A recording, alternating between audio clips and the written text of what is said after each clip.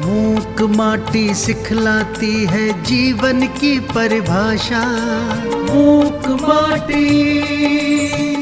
परम पूज्य संत शिरोमणि आचार्य श्री विद्यासागर जी महाराज द्वारा रचित मूक माटी के सार गर्भित काव्य।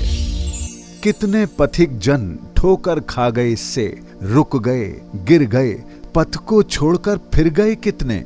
कितने पथिक यानी जो राह पर चल रहा है उसको ठोकर खाकर खा गए, इससे रुक गए, गिर गए, पथ को छोड़कर फिर गए कितने।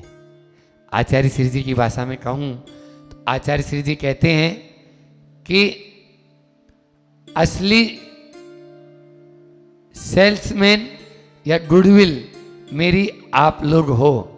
आपको देखकर कोई मोक्ष मार्ग में आगे बढ़े, ये मेरी सच्ची साख है। और आपको देखकर यदि कोई मोक्ष मार्ग से मुंह मोड़ ले, ये मेरी गुडविल खराब होना है।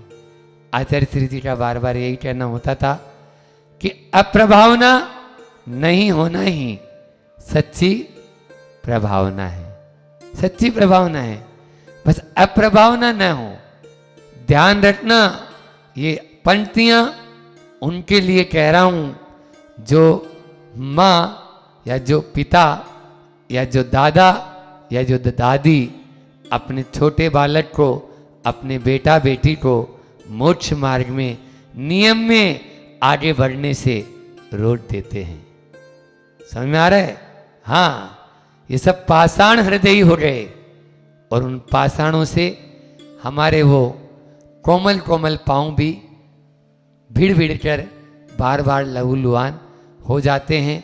एक छोटा बच्चा नियम ले लेता है तो दादी या माँ तुरंत बोलती रहने दे, अभी उम्र क्या हुई तुम्हारी जो तुम नियम ले रहा है।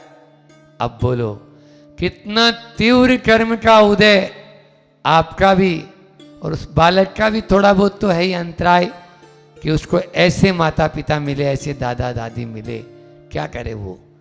लेकिन आपने तो निदत्ति निकाची कर्म का बंद कर ही लिया है।